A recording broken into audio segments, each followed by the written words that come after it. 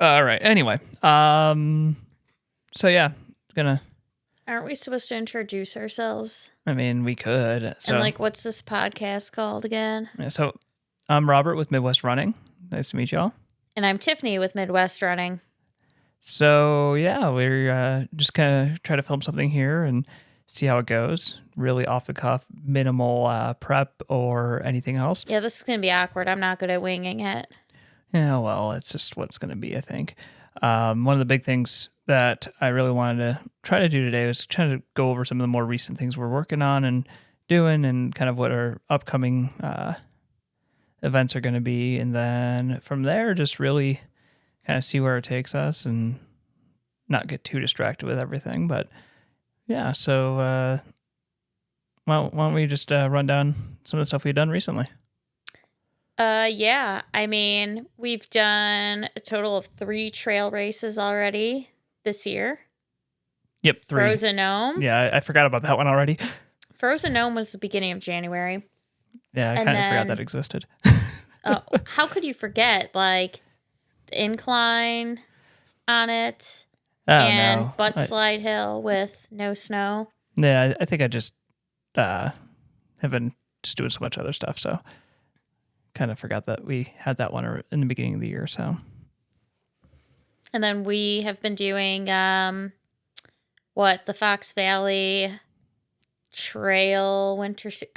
I always get like the order of it wrong. It's like the Fox Valley Winter Challenge Trail Series, I think it's called. It's a mouthful. It's just like they got to find a better way to name it. It's just far too long of a name, and every year it's completely different. Like last year it was 2 races on the same weekend.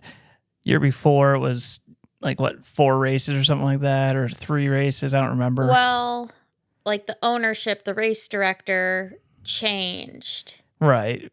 So there's a new director last year, so they're kind of figuring out what they want to do. And I will say she's doing a really good job.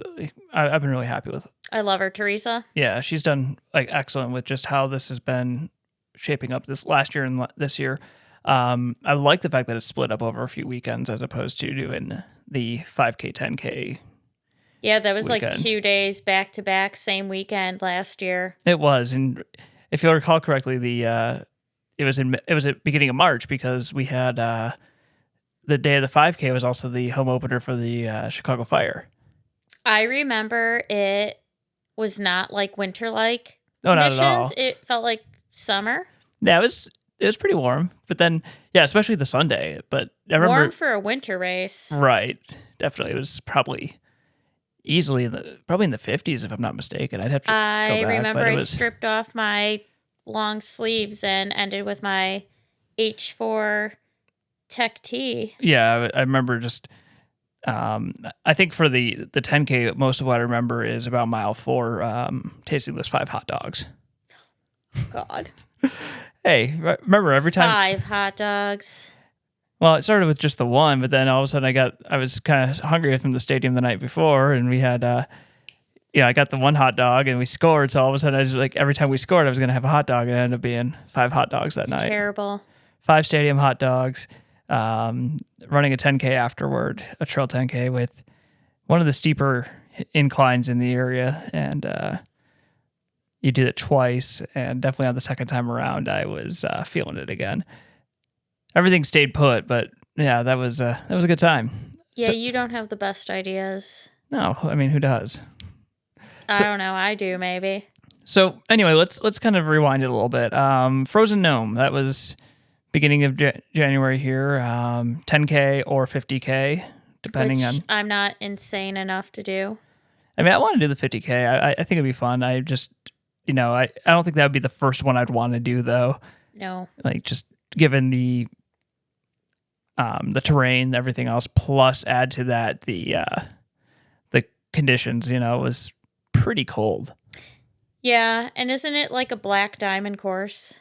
Yeah, supposedly, whatever that means. I mean, there's stuff that's supposedly black diamond around here that really, I wouldn't call black diamond to anyone that's experienced anything called like elevation or anything. I don't know. I wonder what Kafuzi would say about that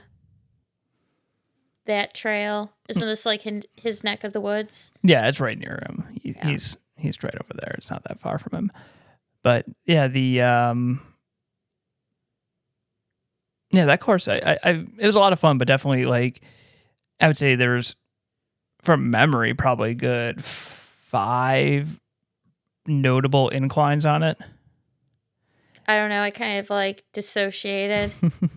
Yeah, I maybe there probably a few more, but it was one of those things like by the time you got to the last couple, it was just there's that sequence where I felt like each one of them was just steeper going up, and while the elevation on the elevation gain on each of them was about the same, but it just keeps getting steeper and steeper each time you come around each little section there. So I think that just adds to the misery. Yeah, it was very hilly, but we got a cool hat out of it. Yeah. I mean, everything's about the ridiculous swag you get, swag. Right? So then, so we did that. I ended up doing fairly well that day. I'm trying to think because I know I kind of went out. I went out the gate a little bit hard. I think, almost ate it on that bridge. Oh yeah, it was a little slick on there. Yeah, because it had been like snowy and icy the day and night before the race. So this kind of wooden bridge, my right foot just kind of hit this corner you had to take and just very nearly went off the edge of that and brought me down with it, but somehow stayed upright. I stayed vertical the whole time, which is pretty impressive. Yeah. And I wasn't dead last, which is also impressive.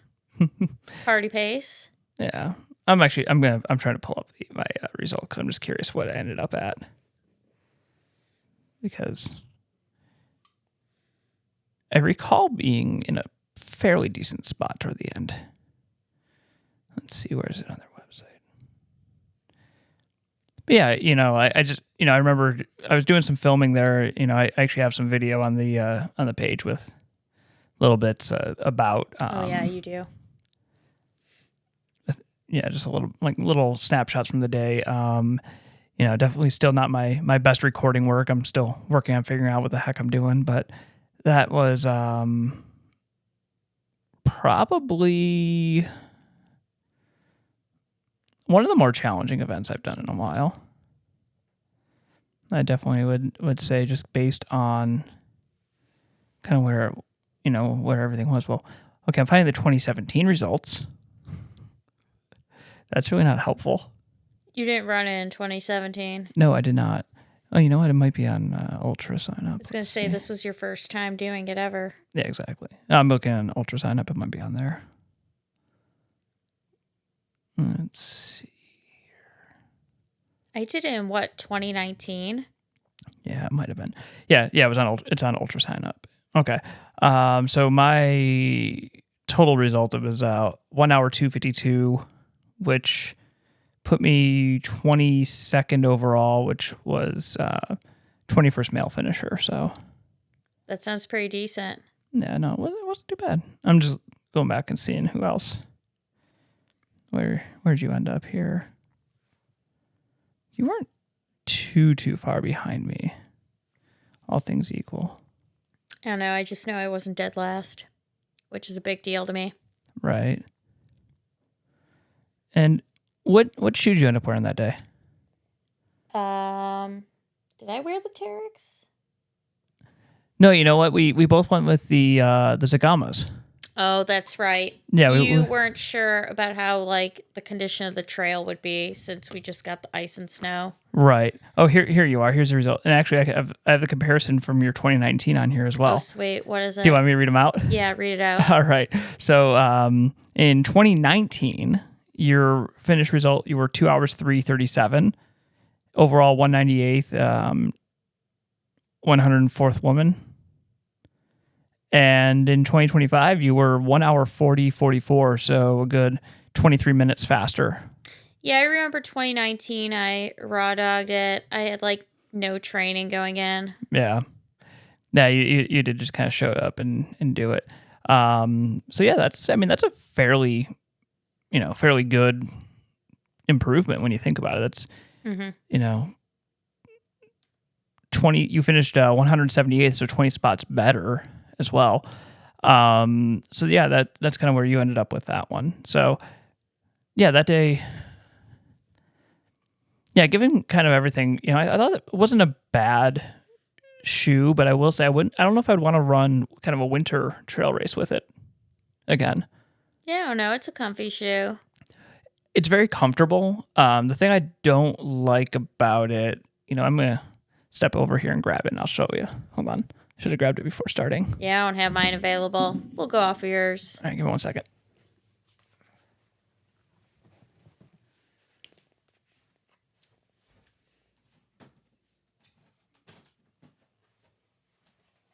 Oh, that's a nice color scheme. Yeah, it's a fun one. I do like this one. Let's see. All right, so one, as a shoe itself, I guess I'll just kind of chat about it for a second here. A couple things that really stood out. One, it is an entire like ZoomX midsole here. The cushion itself, I think, is very good. I think it has a good responsiveness to it. I felt that it, definitely, didn't really feel much fatigue like in the feet. It was definitely more like quads and hams that were hurting from that event.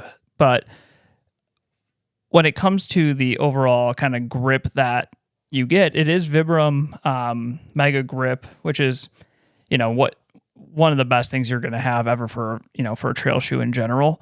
And it's got those little like nubbins here that you can see on each one of them. So it should give you a little bit of grip, but there's one major problem and one major flaw. And if you look at the bottom of it, I think it's pretty obvious. You have this entire section in the middle here that's smooth. And then what's worse is it kind of has this like divot to it as well. And so what happened a number of times on that course was you'd have like kind of like a root or something like that was kind of parallel to it. And if that hit, you just kind of slid because there's just nothing for it to grip. Yeah, that's not ideal. So like that was something I experienced a couple times. Like when I've run in these in dry, like when I did not Okadoka trail golf, because I did one of the laps in this trail golf because I was trying a couple different options. I did. We got that picture of you. Yeah. Changing the shoes. Right. So when I did because that day it was hot and dry, and I had no issues whatsoever. But definitely with the damp and regardless, I think if it were snowy, icy, or just if it was a rainy day, I would be kind of cautious with this shoe, I think. Other things I do like, if I just want to wrap up on this one a little bit, it does have this nice integrated gaiter to the top here. A gaiter, you said? Yeah, so it does, it's not huge. You're still going to get some, you'll still get some fine stuff in there on like a really dusty day. You're going to still get a little bit grit in there, but overall, I think it does a good job of keeping out just kind of the big rocks and chunks and pebbles and everything that you kind of come across. So all things equal, great shoe, really nice comfort in the heel here, very good padding, not overly stiff of a heel counter, so you're not you got decent amount of play in there, so it's comfortable. It's holding your foot in, but you have enough room for it to kind of stay kind of adaptive to you. So the shoes kind of look like something out of the 90s with like the color scheme. Well, what they did was this specific colorway they did was supposed to be like reminiscent of the rim to rim trail at Grand Canyon. So I'm not sure where the bright pinks and stuff come from on that. I guess, I don't know. I haven't really done the rim to rim, so I don't know, probably just in general, I don't know. I just think it looks really, really cool. So it's got the little cactus on the side. See that? Oh gosh, I never noticed that. Yeah, it's got a little cactus. That's awesome. So yeah, so we both wore this for that race. As I said, I think the overall feel of it was good, but again, I still had that issue on the mid little section there. But otherwise, yeah, I thought it was a pretty good day. So then, was it about maybe 2 weeks later? Yeah, it's probably about 2-ish weeks later. We had the next event, which was the 5K. Yeah, that tracks because I was in class like the weekend before, like the weekend in between. Yeah, we had an off right. weekend. Right. So yeah, the 5K was held down in It's Batavia, right? I think that is technically Batavia. Yeah. But one of the forest preserves in the area here, it's either Batavia or North Aurora. I think technically it might actually be North Aurora, but neither here nor there. That one was another rather cold day. Although everyone was saying that the 8K was colder, I don't think so. I think the 5K was. I think the 5K was windier though. That might have been why. Oh yeah, it's always the wind that gets you. But yeah, the course on the 5K was sneakily hilly. I thought, like no major hills at all, no major climbs, but it just constantly was. Like you had that one like ravine that was in there, but that wasn't even that bad. But it was just kind of it. I don't know why, but it just constantly felt like you were going uphill. Yeah, almost the entire time.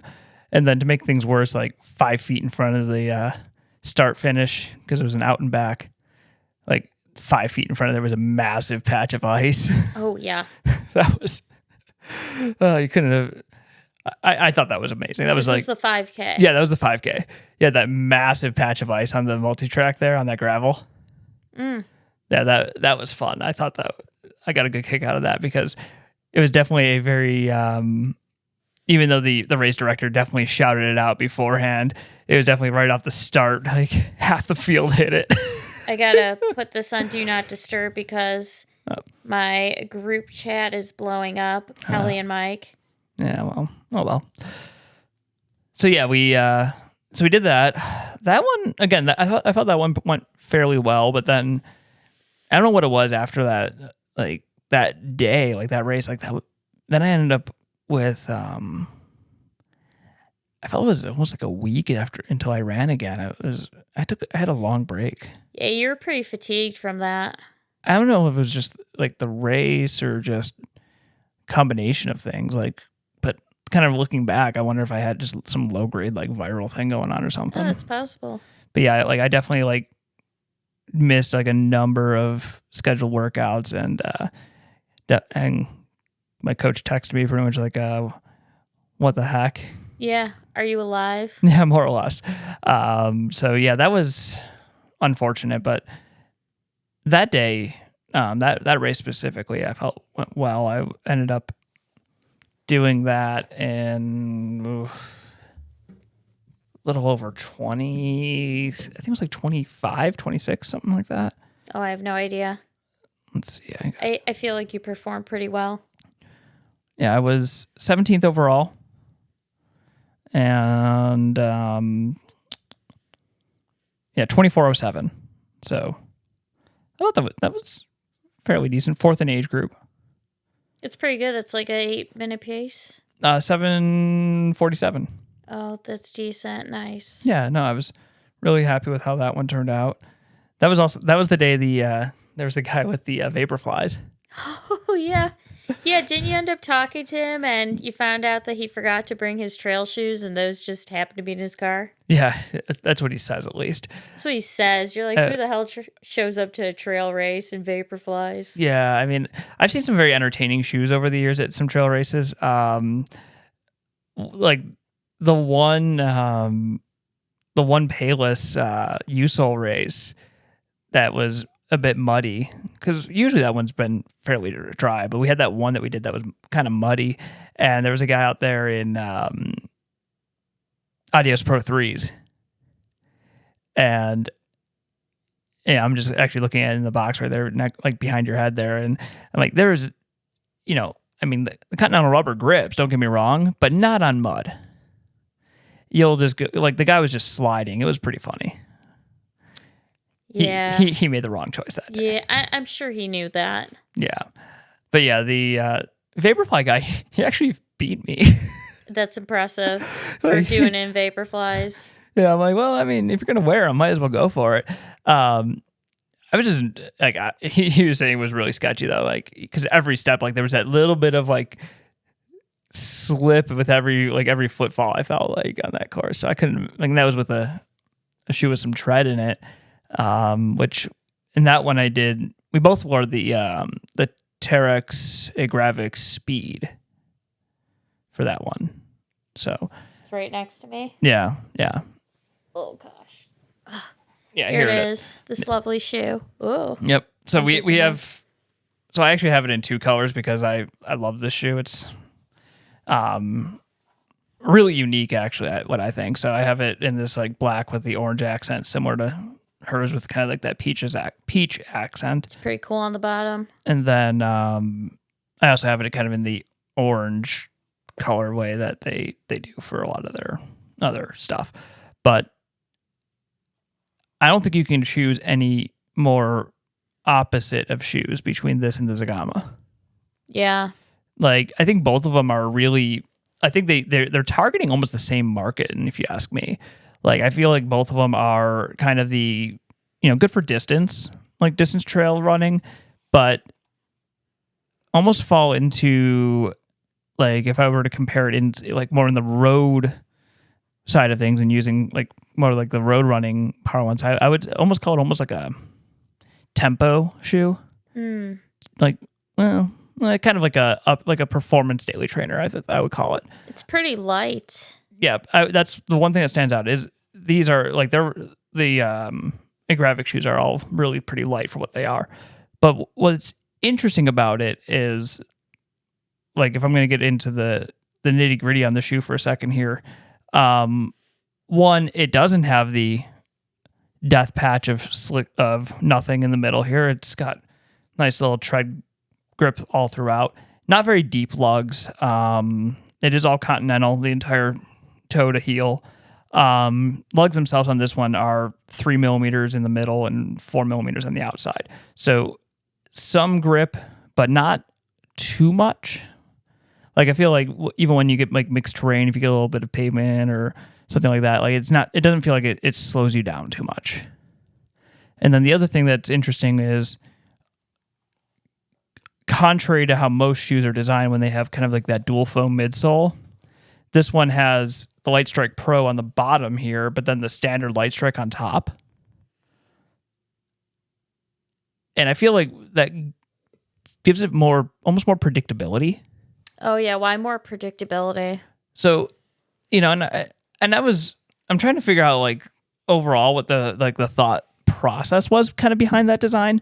But what I think, and really what kind of comes to mind, is really just running in like the Evo SL, for example, which is all the same, that Light Strike Pro that's in here, kind of that, what some people are calling like the classic Light Strike Pro, which is what's in the Pro 3 and all that stuff.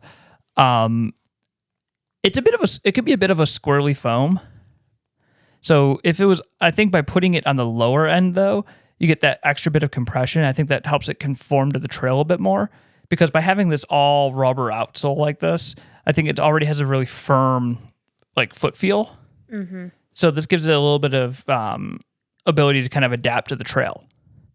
And then by putting the a little bit firmer, like standard Light Strike 2 or whatever you want to call it, they call it Light Strike, but the Light Strike 2.0, which by putting that up on the top end of it, I think it gives you just a very consistent feel underfoot and allows the Pro to really kind of adapt to the terrain a little bit more. So I feel like it gives a really nice, predictable footfall, like almost across the board, which I thought was, like the runs I've done in this model, I felt really good about. Like, I feel it's very consistent. I know it's, in comparison, firmer.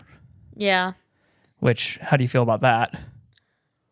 I'm usually not a fan of that, but I guess for like trail shoes, at least for these, it's fine. It doesn't bother me. And I find that interesting, actually. Yeah, I know. Usually we're the opposite in our opinions for shoes. I think about my only gripe with these shoes are these long laces. I mean, it's not an Adidas shoe if it doesn't have screwy laces. Well, fair. They're either too long or too short or too thin or too cheap, or I think the folks over at Terex need to walk down the hall to the Adi Zero folks and show them that the sawtooth laces exist. Yeah, I do like the sawtooth laces. It's nice. Like, you don't necessarily have to double knot. No, not. But I'll agree that they are a bit on the longer side, which, but I'd rather have them, I guess, a little bit longer than too short. But Oh, for sure. definitely they flop around. I will I'll do that kind of crazy bow knot thing that Joanna does on his demonstrates on his, just to kind of shorten them up so they're not flopping everywhere, because that gets annoying. It is pretty brilliant. So yeah, but yeah, no, that day I felt it was cold, but not too bad. No. So then a couple weeks later, again, yeah, it was like 2 weeks between them. Yeah. Then they did the 8K, and the 8K was fun. Yeah, you started going uphill. I mean, it wasn't a hilly course, but like they give you the only hill basically at the beginning.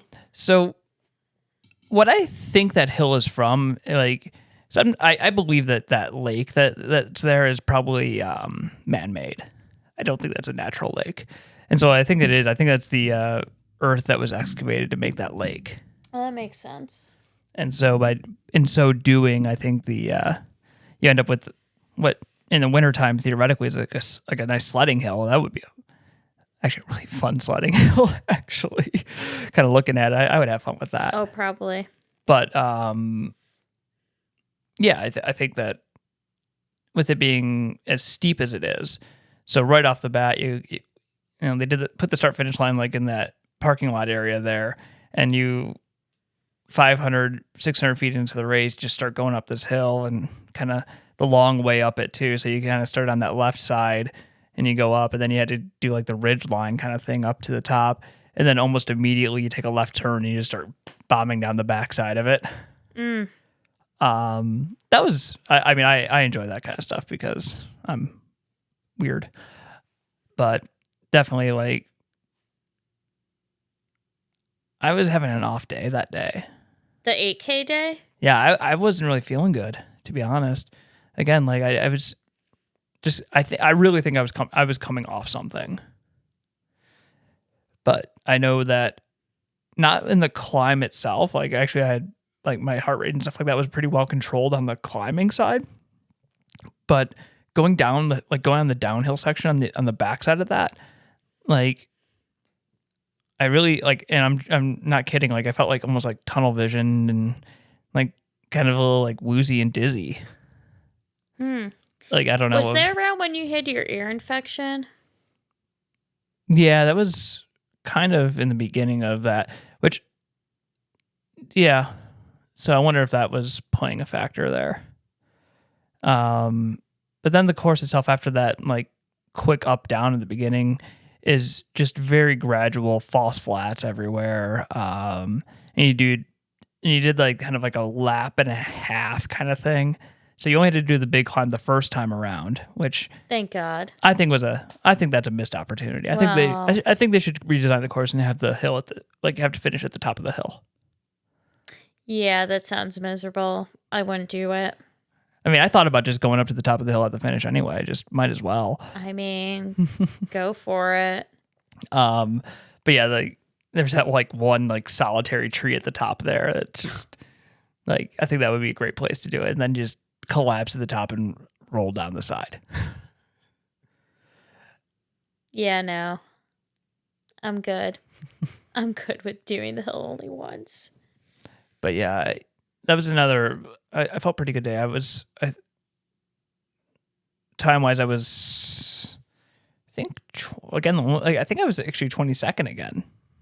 Yeah, that's funny. Like pretty I was consistent. Like I was at 23rd overall, and that was second in age group.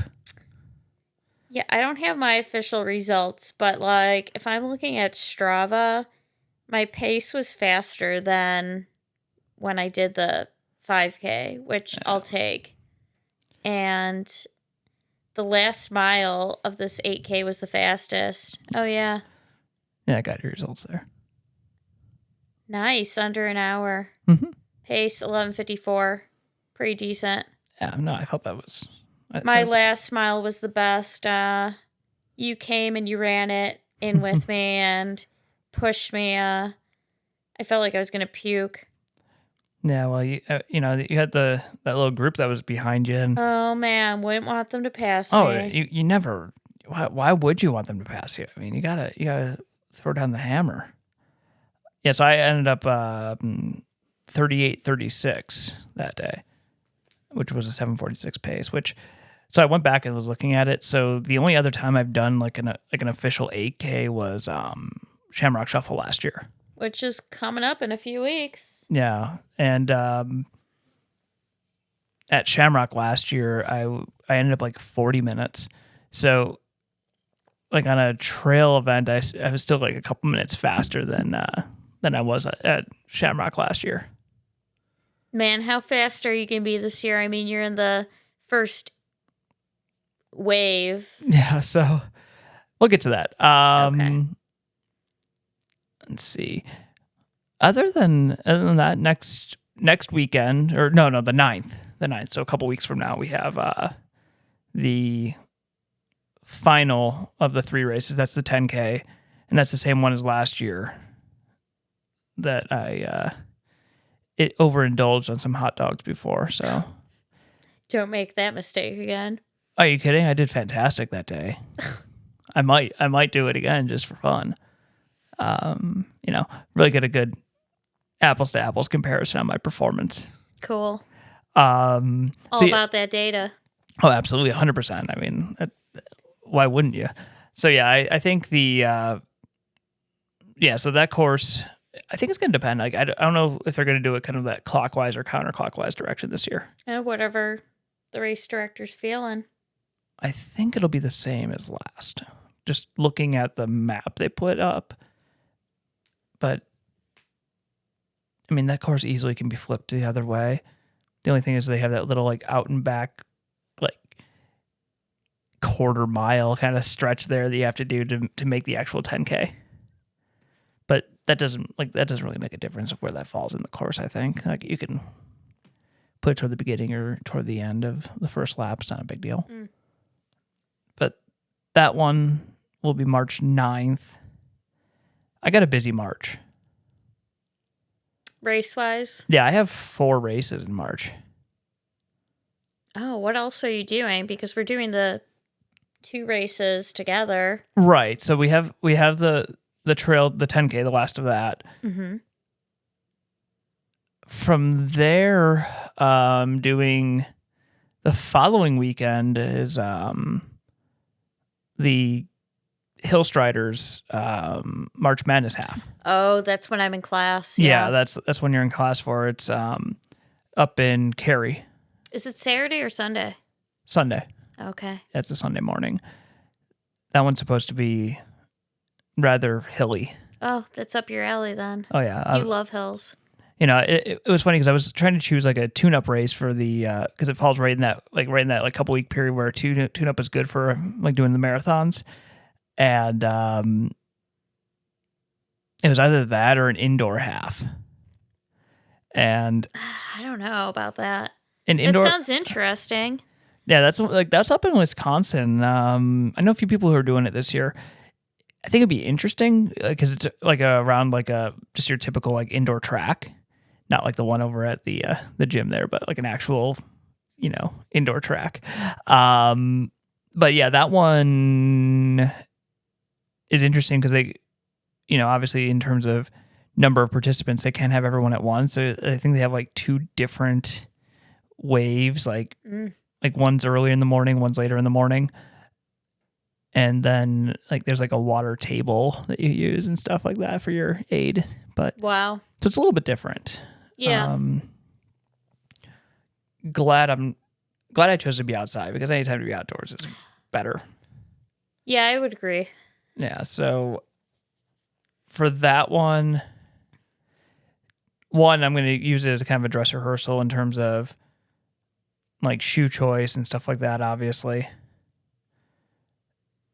Might throw a small curveball in. So I got the Pro 4, the Adios Pro 4, which I wore in New York for that 5K. And I felt it was really good. I'm going to probably do my next kind of interval workout in it just to kind of get a feel for it again. See if I want to do it for that race. Otherwise, I got the Gara Carbon 2 coming. So Okay. I ran Chicago in the Gara Carbon. Loved that shoe for that race. It was unbelievable. So have the second version coming, which they, from the reports at least, it looks like they upgraded the upper on it, which the upper was already pretty good, really comfortable. I always felt though, like right at the front, like at the front lacing, it felt like it had a little bit of almost like a pinch point. Nothing that was uncomfortable. I mean, I almost wanted to wear them for the entire day after running Chicago in them, but just I think just a small modification to that. I think that shoe is going to be absolutely amazing. Nice. So it should be coming soon. I should have it probably within the next week or so. Oh. So that Cool. might. So I'm kind of debating if I want to wear the Pro 4 or that. The Pro 4 is, I think, going to be a much more brutal shoe on the foot. Oh, why brutal? Just how soft it is. Like I feel that the new formulation of foam that they put into that compared to the 3, I feel that it's just a lot more, has a lot more bounce to it, like really compresses down. But then if you get it just right, it just pops. So I think one of the biggest things with it is kind of the inherent foot strength aspect of things. So if you're not used to kind of having that baseline foot strength, it might be a little bit of a challenging shoe to wear for longer distances, I think. So that's why I want to do like a longer workout in it. I was actually going to wear it for the workout I was supposed to do today, but That didn't happen. yeah, no, it was just kind of a crummy day. So, but yeah, I was supposed to do like 5 2K repeats. So that would have been, I think, a fairly good measure. So it would be like 10K at effort and then kind of your interval kind of recovery periods. So that would have given me, I think, a good gauge of where it would have been. So I might actually do that workout tomorrow regardless. There you go. Instead of my easy run. You got all weekend. Yeah, Coach has me doing 16 on Sunday. Ooh. Yeah, I think it's 16. Yeah, because it was 15 last weekend. So, yeah. Cool. But then, so after that half, like literally the following weekend is Shamrock Shuffle, which is just an absolute classic Chicago race. It's 8K, starts and finishes in kind of Grant Park, Millennium Park area, similar pretty much start to the as Chicago Marathon, kind of get that same feel, and it's just a lot of fun. I really enjoyed that course last year. Gosh, I haven't done it in like a good decade. Probably At more least than 2014. I would say it's probably been more than a decade. Yeah, since I you think did the it. last time I did it was either 2013 or 2014. I can't remember. Yeah, and then actually the day before they have a different event. They have the mile, Yeah, I'm not doing that. which I'm doing for fun. Like, might as well just send it. Yeah, why not? Yeah, again, might as well just send it for a mile. I think it'd be fun. Why not? It's going to be a fun weekend. Yeah, I'll do that and then just lay low. But I'm actually for Shamrock, I'm legitimately probably going to throw down. Why not? It's a shorter distance. Go for Right. it. Yeah, I haven't told Coach that yet though. Yeah. Well, I don't think he knows he doesn't actually I know he doesn't know my March schedule at all. So I should probably tell him because my coach surprisingly knows my upcoming schedule, that's good. but So, yeah, I'm definitely going to be having to figure out.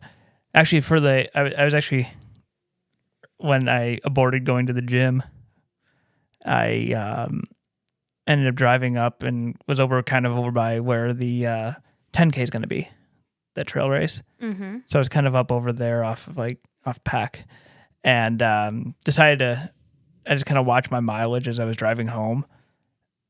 And depending on the weather that day, I might just, because I'll end up having a long run that day, and might just run out from here There you go. If I run out from here, do the 10K, run home, it would be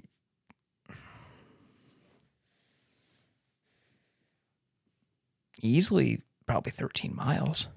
Am I going to have to rescue you? It's always a possibility. But if I do that, I would end up with I'm not going to send it for the 10K. I would just pace it. The only thing I would have you do is bring a trail shoe for me. Yeah. So it's fair. But yeah, no, I think again, weather permitting, I might do that. Okay. We'll see. See what happens. And then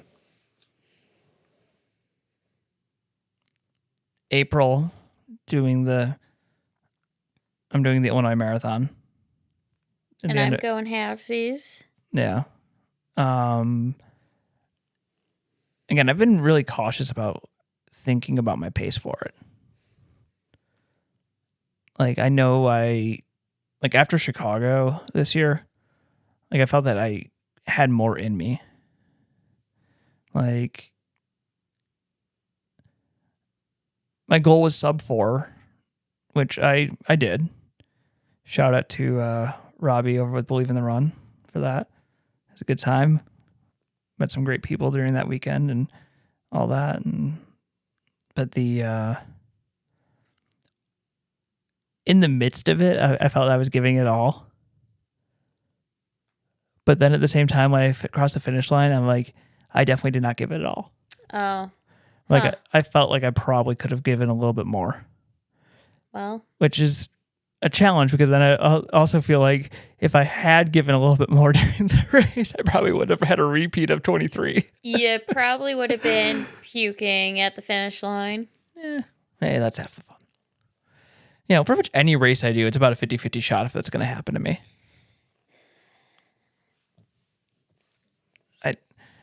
I don't know. It just happens to me. Yeah, I don't know. I still think the highlight was that bike race in Nebraska. Oh, God. That's a whole nother thing. Oh, man. I mean, I know what the problem was that day, because I had that oatmeal. Yeah, and then you had to pull over and puke. Well, yeah. Well, I was at the aid station. Mm-hmm. Yeah, because the problem was, like, I don't know how, but I completely messed up my timing that morning. Like, and it wasn't a matter of like just laying in bed and being lazy, but I just had my timing all off that morning. So, like, because if you remember, like, we got there, we parked, and like it was not very long until like my race started, and so like that oatmeal was sitting fresh. Yeah. So, you know, I bet that wouldn't have happened with graham crackers. Who knows? But yeah, no, I probably would have still. But yeah, that's the race that I didn't win. I'm putting that in quotes. Oh yeah, because somebody cheated. Yeah, the guy who cut the course. So it happens in all events, not just running. It happens in cycling too. People just decide they're gonna cut courses.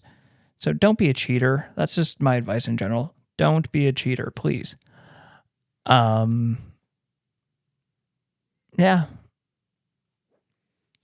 What's on the schedule for you this weekend? It's a good question. I'm living in the land of homework and research as I finish up this doctoral program, so Coach says run your normal long run effort and pace for the first 5 to 6 miles and end with 1 to 2 miles at half marathon pace. Stamina and endurance. Be sure you're hydrated for your long run. Easy to pull something when you're dried out. That's true. Yeah. This is about 7 miles. Yeah, you don't want to go and dry. No. Sorry. Hey, at least it's going to be warmer this weekend. Yeah, tomorrow's a high of 30. Sunday's a high of 41. Yeah, I would probably plan to do your run on Sunday. Heck yeah. Because tomorrow I think it's supposed to be kind of windy still. So even though the temps are going to be better, I think it's not going to be. Yeah. That's like the one thing that's keeping me from necessarily wanting to do that workout tomorrow, because it'll still be cold enough where I'll probably just like asphyxiate myself. So don't want that. No. I value breathing. I mean, don't we all? Sometimes. Yeah, so I have what's on the schedule is again probably might not be what I do. Tomorrow I'm supposed to just do an hour, just an easy hour, and then Sunday, yeah, it just says 16 miles. Nice. I don't get very long descriptions. I just get told what to do. Oh wow, that's Literally very short. The only times I have descriptions are like even this one I got like next Tuesday I'm supposed to do 8 by 800, and even then the description is just what you do. It doesn't have anything else. Yeah. This is actually one of my favorite workouts. It hurts so good. So good. Because it's 8 by 800, and then between each one's a 400. And then after you've shredded your legs, then you do 3 200s. What, is lemon trying to kill you? Probably a little bit, but yeah. The last time I did this workout, like it was, I enjoyed it. I actually had a lot of fun with that one. But I'll probably, my goal will be to hopefully time this one a little bit better in terms of when I'm doing it, because I was definitely pushing sunset last time on this one. And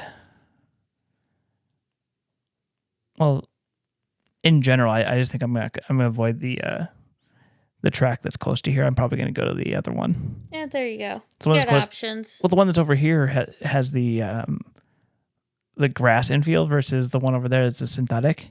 Oh. And so when I was going to do that workout over here, the entire thing was just loaded with goose poop. Oh. It was a breeding ground for the geese. That. Yeah. I'm like, lovely. I'm not doing it here. I was, like we need some rain, just wash it into the rubber a little bit. Which then also reminds me, debating getting some track spikes. Oh, geez. Well, you do you. Well, I'm gonna say because the race team is looking at doing like a amateur night kind of thing. Oh, Dick Pound? Yeah. Nice. Yeah, they're looking at doing like for the racing team, they're looking at doing kind of like a thing where the rumor is that they're trying to find a track that'll let us go and flip the lights on and really have at it. Oh, that'd actually be really cool. Yeah, exactly. Like kind of like a master's night. Nice. So that could be. I think that could be fun. I'd be there. I think you should do it.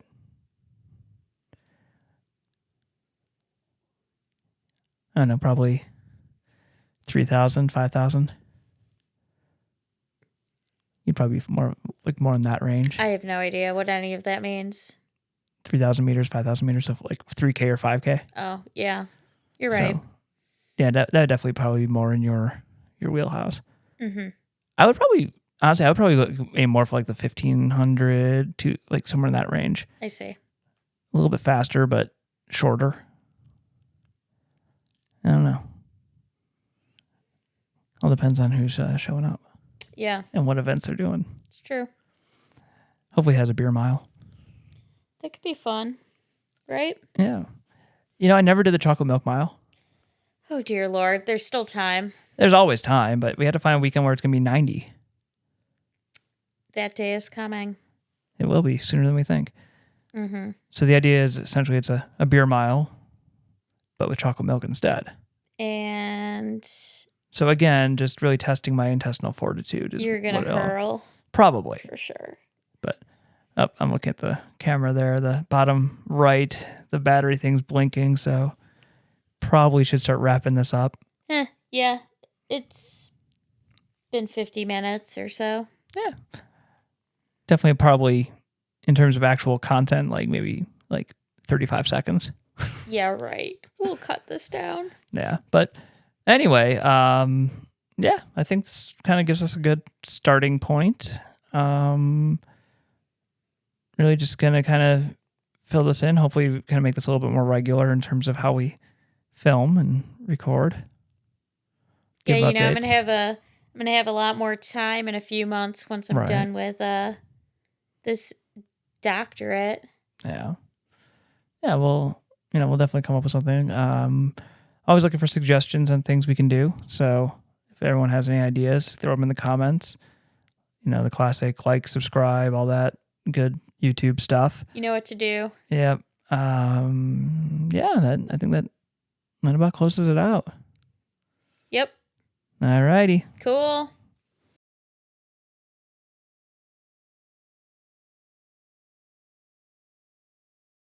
Also, just getting a little bit of just early bullshit here just to make sure I have editing room.